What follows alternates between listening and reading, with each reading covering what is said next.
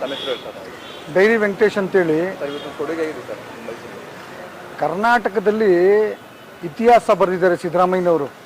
ಕರ್ನಾಟಕದ ರಾಜ್ಯದ ಮುಖ್ಯಮಂತ್ರಿಗಳಾಗಿ ಈ ರಾಜ್ಯದ ಜನತೆಗೆ ಯಾವ್ಯಾವ ರೀತಿ ಏನೇನು ಬೇಕು, ಅವರು ಯಾವ್ಯಾವ ಸೌಲಭ್ಯಗಳು ಕೊಡಬೇಕು ಅಂಥೇಳಿ ಅವರು ಮನದಟ್ಟಾಗ್ಬಿಟ್ಟಿದೆ. 17 ಬಡ್ಜೆಟ್ಗಳು ಮಂಡಿಸಿರೋಂಥ ಒಬ್ಬ ಹಿರಿಯ ಮುಖ್ಯಮಂತ್ರಿ ಅಂತಂದರೆ ನಮ್ಮ ಕರ್ನಾಟಕ ರಾಜ್ಯದ ಜನಪ್ರಿಯ ದಾಖಲೆ ರಾಮಯ್ಯ ಅಂತಲೇ ಹೇಳೋವಂಥದ್ದಕ್ಕೆ ಸಂತೋಷ ಪಡ್ತೀನಿ. ಇವತ್ತು ದಾಖಲೆ ಮಾಡಿದ್ದಾರೆ, 17 ಬಡ್ಜೆಟ್ ಮಂಡಿಸಿ ದಾಖಲೆ ಮಾಡಿದ್ದಾರೆ ಸಿದ್ದರಾಮಯ್ಯನವರು. ಇವತ್ತು ನಮ್ಮ ಕರ್ನಾಟಕದ ಜನತೆಗೆ ಯಾವ್ಯಾವ ಥರ ಸೌಲಭ್ಯ ಬೇಕು ಅದನ್ನೆಲ್ಲ ಕೊಡ್ತಾ ಇದ್ದಾರೆ. ಈಗ 16 ವರ್ಷದ ಮೇಲ್ಪಟ್ಟ ಮಕ್ಕಳು ಮಾತ್ರ ಮೊಬೈಲ್ ಬಳಸಬೇಕು ಅನ್ನೋದನ್ನೊಂದನ್ನು ಮನದಟ್ಟು ಮಾಡಿ 16 ವರ್ಷದ ಒಳಗಡೆ ಇರೋ ಮಕ್ಕಳುಗಳು ಈ ಮೊಬೈಲ್ ಬಳಸಿ ವಿದ್ಯಾಭ್ಯಾಸಗಳನ್ನು ಕೊರತೆ ಮಾಡ್ಕೋತಾ ಇದ್ದಾರೆ, ಓದೋದನ್ನು ಕಡಿಮೆ ಮಾಡ್ಕೋತಾ ಇದ್ದಾರೆ, ಬೇರೆ ರೀತಿ ಗಮನ ಕೊಡ್ತಾ ಇದ್ದಾರೆ ಅಂತೇಳಿ ಇವತ್ತು ಸಿದ್ದರಾಮಯ್ಯನವರು ವ್ಯಕ್ತಿತ್ವ ಎಷ್ಟು ದೊಡ್ಡದಿರ್ಬೋದು, ಅವ್ರ ಮೈಂಡ್ ಎಷ್ಟು ದೊಡ್ಡದಿರ್ಬೋದು.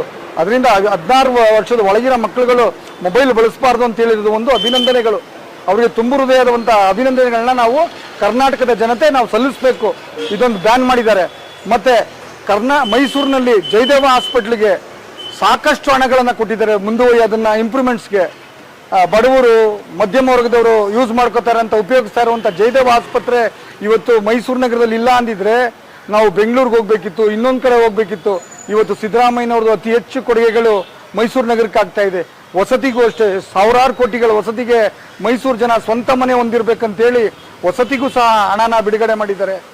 ಮತ್ತು ಜಯದೇವ ಹಾಸ್ಪಿಟ್ಲಿಗೆ ಅತಿ ಹೆಚ್ಚು ಹಣ ಕೊಡುವುದ್ರ ಮೂಲಕ ಒಂದು ದೊಡ್ಡ ದಾಖಲೆನೇ ಬರೆದಿದ್ದಾರೆ. ಬಡವರು ಮತ್ತು ಮಧ್ಯಮ ವರ್ಗದವರು ಆರೋಗ್ಯ ತಪಾಸಣೆ ಮಾಡ್ಕೋಬೇಕು, ಅವರು ಆರೋಗ್ಯಕ್ಕೋಸ್ಕರ ಇವತ್ತು ಸಾವಿರಾರು ಕೋಟಿಗಳನ್ನು ಕರ್ನಾಟಕ ಸರ್ಕಾರದ ಮುಖ್ಯಮಂತ್ರಿಗಳು ನಿಯೋಜನೆ ಮಾಡಿರೋದು ಒಂದು ವಿಶೇಷವಾಗಿದೆ ಸರ್.